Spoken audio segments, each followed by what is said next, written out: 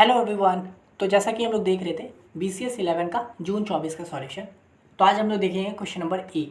तो ये बोल रहा है draw a flow chart to add all numbers from 1 to 20, explain the logic of your flow chart with the suitable algorithm.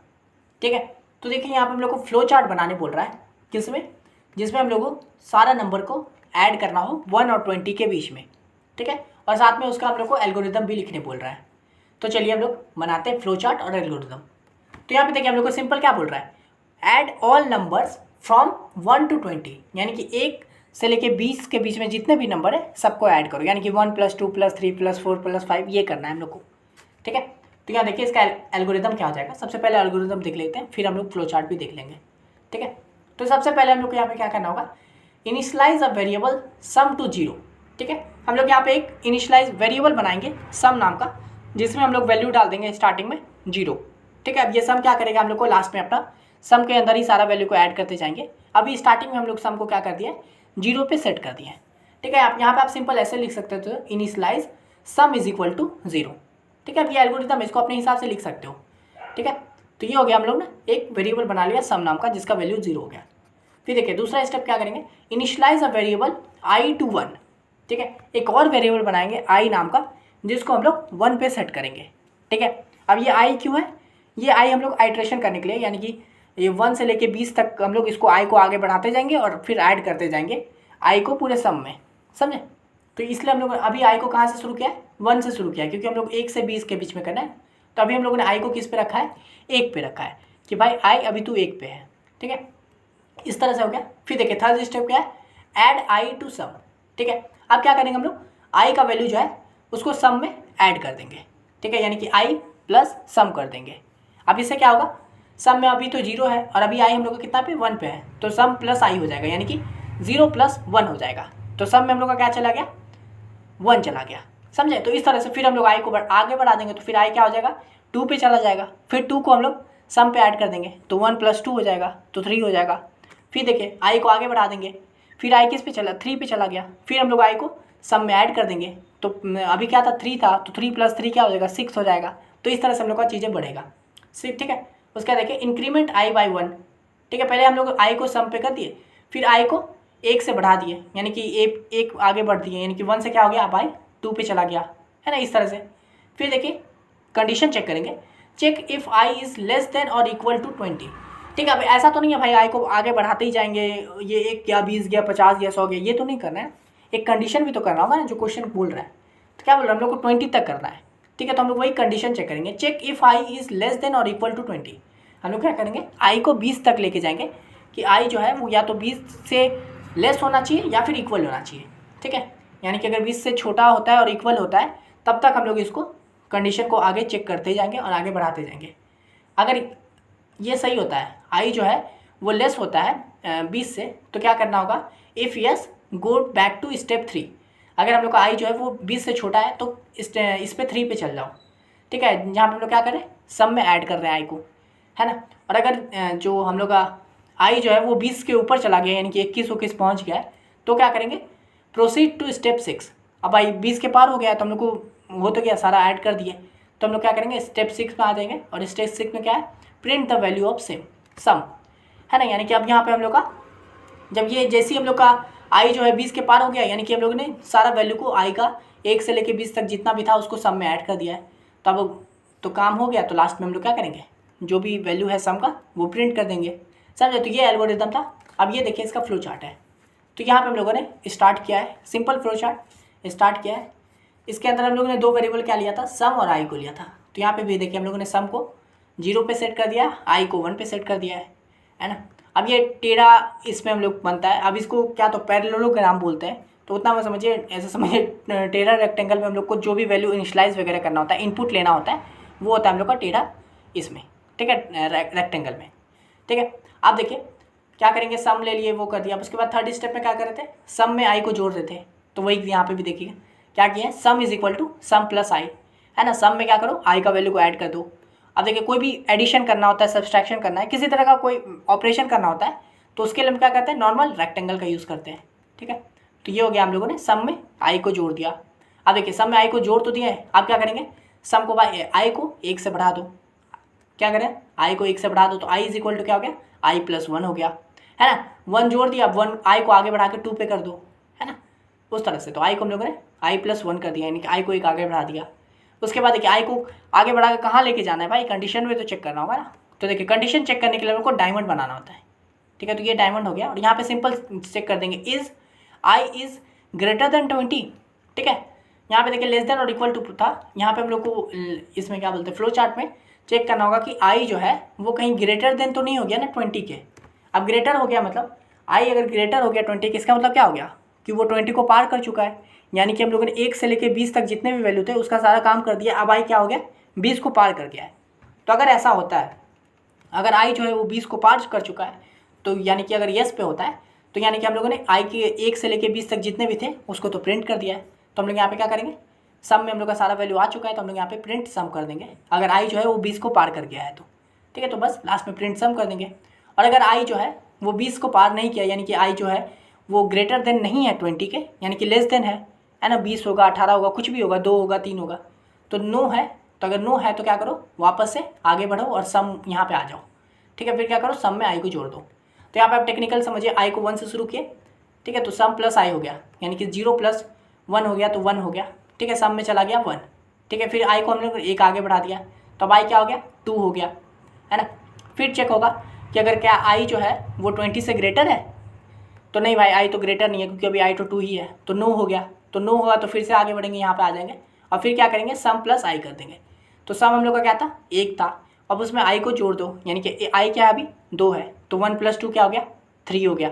फिर क्या करो, आई को आई प्लस 1 कर दो, तो अभी आई क्या था 2 पे था, अब आई 3 पे चला गया, ठीक है। फिर चेक होगा क्या आई जो है वो 20 के पार चला गया, ग्रेटर हो गया, नहीं हुआ, अभी आई तो 3 है भाई, तो नो, फिर से चलो जाओ, फिर सम में आई को ऐड कर दो, तो सम प्लस आई हो गया। सम में अभी क्या था, 3 था, 3 + 3 6 हो गया, ठीक है।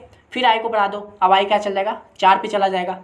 फिर चेक होगा क्या आई 20 के पार हो गया, नहीं हुआ है भाई, 4 ही पे है, फिर नो। फिर क्या करो, सम प्लस आई कर दो, तो अभी सम पे क्या था 6 था, है ना। फिर अब आई क्या है 4 है, तो 6 + 4 10 हो गया। फिर आई को आगे बढ़ा दो, अब आई 5 पे चला गया। फिर चेक होगा, इस तरह से पूरा ये 20 तक जाएगा, और जब ये आई 20 को पार कर जाएगा, ठीक है, तो फिर मतलब हो गया, सब हम लोग जोड़ चुके हैं। तो फिर लास्ट में सम में सारा वैल्यू ऐड होकर आ चुका है, उसको हम लोग प्रिंट कर देंगे, फिर स्टॉप, ठीक है। तो इस तरह से हम लोग का पूरा ये लॉजिक डायग्राम बन गया, ये हम लोगों ने एल्गोरिदम लिख दिया, ठीक है। सॉरी, लॉजिक डायग्राम नहीं, फ्लो चार्ट बन गया, और ये एल्गोरिदम, समझे। तो काफ़ी सिंपल था।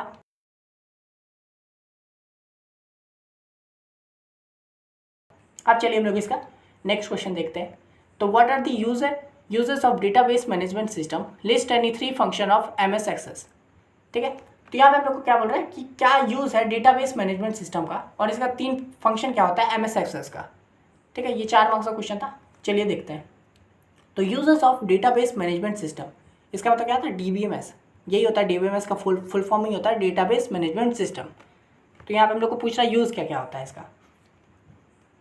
तो यहाँ देखिए मैं आप लोग को 4-5 बता दिया हूँ, पर ये 4 मार्क्स का क्वेश्चन है, तो 2-3 इसका लिख देते, 2-3 इसका लिख देते, काफ़ी होता, ठीक है। तो यहाँ पे देखिए सबसे पहले डेटा ऑर्गेनाइजेशन एंड स्टोरेज।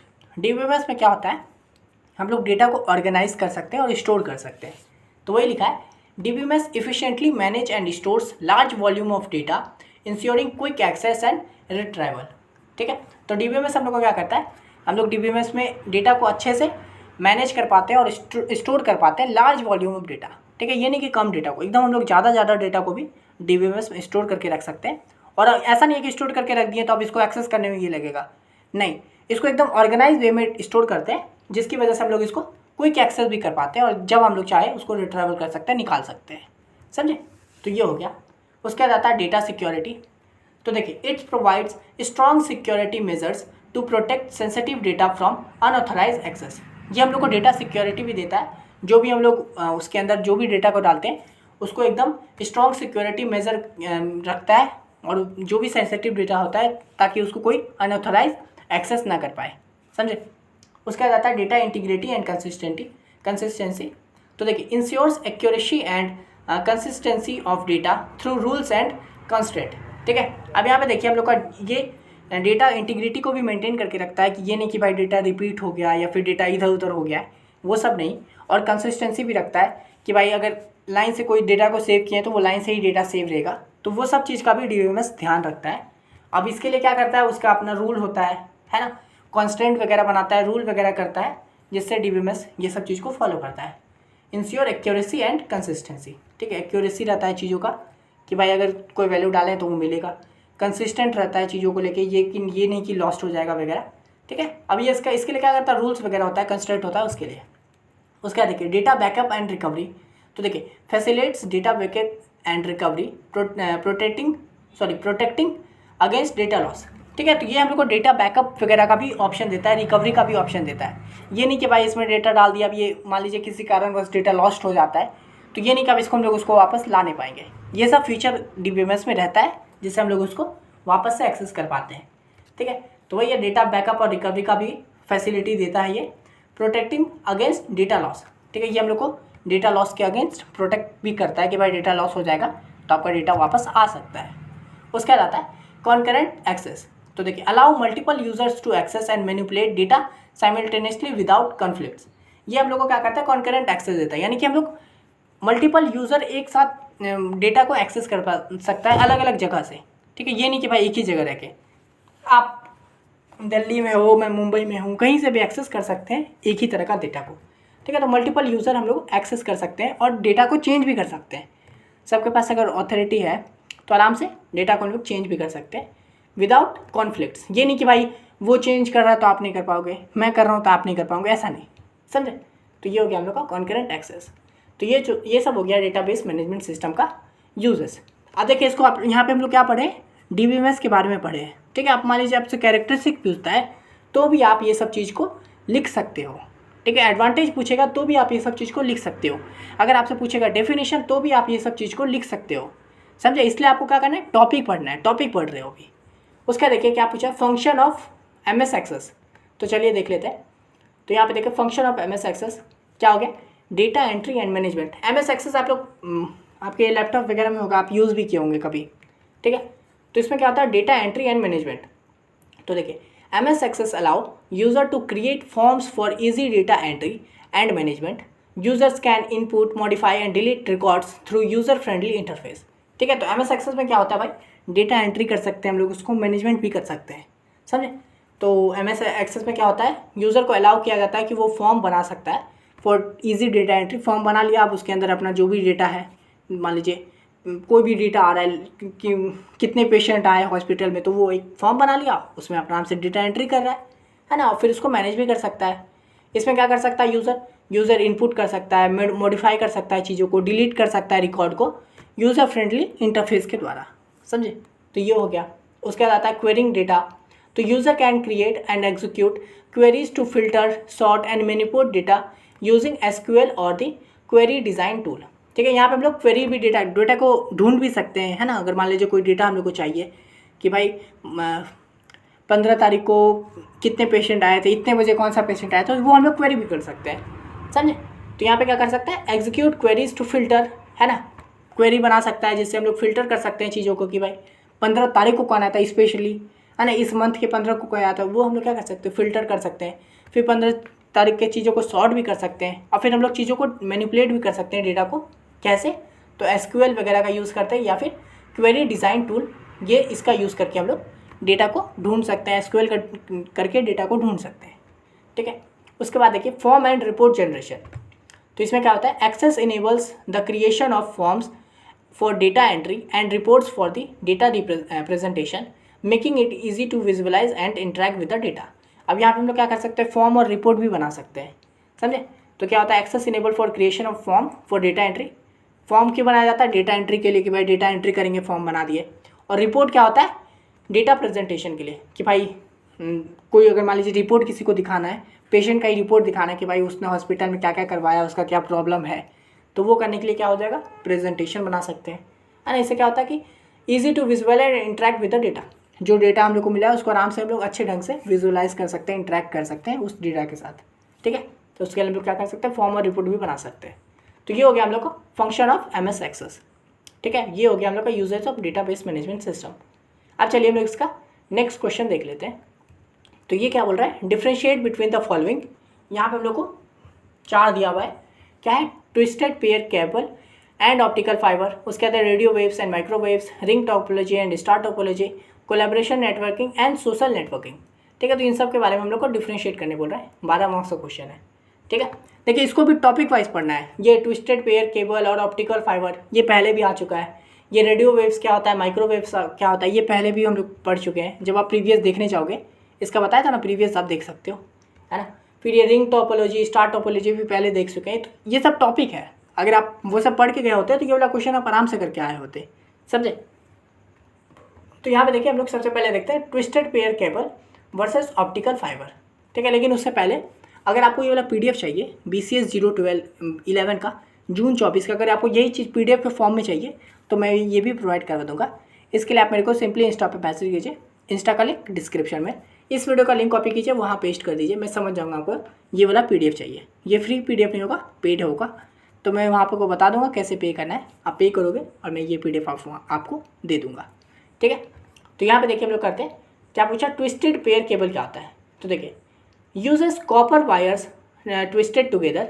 ठीक है, यहाँ पे देखिए मैंने एकदम नॉर्मल फॉर्म में लिखा, आप इसको बढ़ा चढ़ा के, अगर मान लीजिए 5 मार्क्स में आ जाता है, अपने हिसाब से इसको बढ़ा के लिख सकते हो।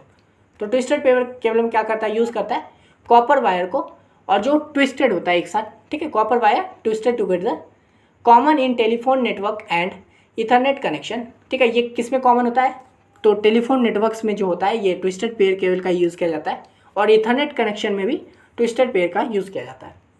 ये क्या होता है, less expensive but more susceptible to interference and signal degradation over long distance.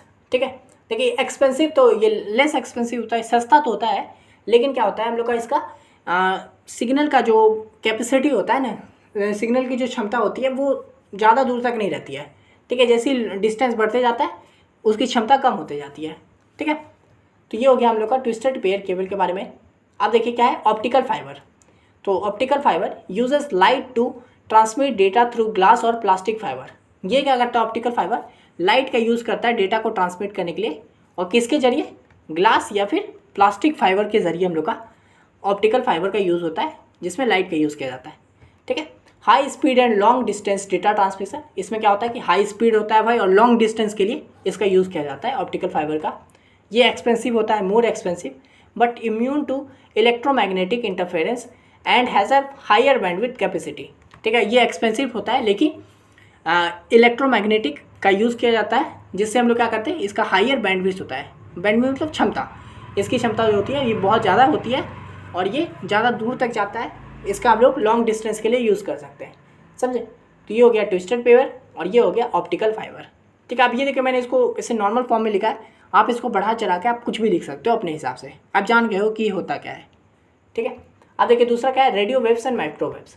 तो radio waves longer wavelength 1 mm to 100 kilometre. ठीक है, इसका क्या होता है, रेडियो वेव्स का इसका वेवलेंथ जो होता है ये काफ़ी दूर तक होता है, जैसे कि 1 mm से लेकर 100 किलोमीटर तक का इसका लेंथ हो सकता है। ठीक है, used for broadcasting radio and television, cell phones and GPS signals. इसका यूज़ क्या होता है, ब्रॉडकास्ट करने के लिए, जैसे रेडियो में होता है रेडियो वेव्स, रेडियो जो आप अभी तो खैर नहीं, लेकिन पहले जो रेडियो सुनते थे वो, या फिर अगर आपके फ़ोन में भी जो रेडियो है तो उसके लिए क्या होता है, रेडियो वेव्स का यूज़ होता है। टेलीविज़न में भी इसका यूज़ होता है, सेलफोन्स में भी इसका यूज़ होता है, और GPS सिग्नल में भी इसका यूज़ होता है। ठीक है, इसका lower frequency and can travel long distance. इसका फ्रिक्वेंसी जो होता है वो लो होता है, और ये लॉन्ग डिस्टेंस तक ट्रैवल कर पाता है। ठीक है, अब देखिए माइक्रोवेव्स। माइक्रोवेव्स क्या होता है, शॉर्टर वेवलेंथ। ठीक है, इसका क्या होता है, शॉर्टर, इसका वेवलेंथ कम होता है, 1 mm से लेके 1 मीटर तक ही होता है, मतलब बहुत छोटा, रेडियो वेव्स के मुकाबले बहुत छोटा। ठीक है, used for radar, satellite communication and microwave Owens. ठीक है, ये हम लोग का क्या होता है, रेडार वगैरह के लिए होता है, रेडार की क्षमता बहुत लिमिटेड होती है। ठीक है, और उसके बाद सैटेलाइट कम्युनिकेशन, यानी कि सैटेलाइट से कम्युनिकेट करने के लिए। ठीक है, एंड माइक्रोवेव ओवेंस। ठीक है, यानी कि माइक्रोवेव ओवेंस वगैरह में देखते हैं ना कैसे कनेक्शन रहता है, जो कि एक ही रूम के अंदर रहता है, तो वो हो गया माइक्रोवेव्स का यूज़ किया जाता है। इसका क्या होता है, हायर फ्रिक्वेंसी होता है, but more affected by obstacle and weather condition. ठीक है, अब इसका क्या होता है कि फ्रिक्वेंसी तो इसका हायर होता है, ठीक है, लेकिन ये बहुत अफेक्ट कर जाता है ऑब्स्टेकल वगैरह से, यानी कि कोई भी अगर मान लीजिए अगर आप इस रूम से दूसरे रूम में इसको कनेक्ट करना चाहते हो माइक्रोवेव्स को, तो नहीं आएगा, वो दीवार की वजह से उसको दिक्कत हो सकती है। ठीक है, और वेदर कंडीशन की वजह से भी इसको प्रॉब्लम हो जाती है माइक्रोवेव्स को। ठीक है, तो ये हो गया हम लोग का रेडियो वेव्स और माइक्रोवेव्स के बारे में। अब देखिए तीसरा है रिंग टोपोलॉजी और स्टार टोपोलॉजी। तो देखिए ring topology, each device is connected to two और other device forming a circular data path. देखिए नाम से पता चला रिंग टोपोलॉजी। टोपोलॉजी मतलब समझिए कि बहुत सारे डिवाइसों का ग्रुप, झुंड को ही टोपोलॉजी कहते हैं। अब ये टोपोलॉजी अलग अलग तरह का होता है, रिंग हो गया, स्टार हो गया, बस हो गया, इस तरह का। तो यहाँ पे रिंग टोपोलॉजी मतलब कि इसमें जो होता है जितने भी डिवाइस होते हैं ना, ये टोपोलॉजी मतलब समझिए नेटवर्क, ठीक है, बहुत सारे डिवाइसों का एक तरह से कनेक्शन बना हुआ है, उसका नेटवर्क को ही कहते हैं टोपोलॉजी। तो इसमें क्या होता है कि रिंग में सारे जो डिवाइस होते हैं ना वो कनेक्टेड होते हैं और वो एक सर्कुलर पाथ बनाते हैं। रिंग मतलब यहाँ पे ऐसे रिंग, यहाँ पे एक डिवाइस है, यहाँ पे 2 है, यहाँ पे 3 है, यहाँ पे 3 है, यानी कि इसका मतलब क्या होगा, ईच डिवाइस जो होता है वो 2 से कनेक्टेड होता है। ये वाला इससे भी है, ये वाला इससे भी है, फिर ये वाला इससे है, ये वाला इससे है, इस तरह से पूरा क्या करता है, सर्कुलर डेटा पाथ बनाता है। Data travels in one direction, इसमें क्या होता है, डेटा ट्रैवल करता है एक डायरेक्शन में। यहाँ पे देखिए मैंने सिंपल फॉर्मेट में लिखा है, मैंने जैसा बोला आपको, इसको आप आराम से बढ़ा के लिख सकते हो ना कि भाई in ring topology each device is connected with a circular data path, है ना, where each device is connected to two other devices, है ना। इसका जो in this data travels in only one direction, इस तरह से आप आराम से अपने हिसाब से बढ़ा के लिख सकते हैं उसको, ठीक है। Data travels in one direction, ठीक है, अगर लेफ्ट टू राइट हो रहा है या क्लॉकवाइज या एंटी क्लॉकवाइज जैसे भी घूम रहा है, एक ही डायरेक्शन में घूमेगा। If one device fails it can disturb the entire network, ठीक है। तो इसमें क्या होता है कि अगर एक डिवाइस भी फेल होता है ना रिंग टोपोलॉजी में, अगर ये वाला फेल हो गया तो इसकी वजह से पूरा नेटवर्क में जितने भी ये टोपोलॉजी में कनेक्टेड है रिंग में, सारे डिवाइस को इफेक्ट होगा, ठीक है। मान लीजिए यहाँ से डेटा शुरू हुआ है, अब अगर ये वाला डिवाइस ख़राब हो चुका है तो अब यहाँ से जो डेटा है इसकी वजह से यहीं रुक जाएगा, तो इसके आगे ये डेटा जा ही नहीं पाएगा, तो जिससे क्या होगा, पूरा हम लोग का नेटवर्क इफेक्ट पड़ेगा, समझे। तो ये हो गया रिंग टोपोलॉजी। उसके बाद आता है स्टार टोपोलॉजी।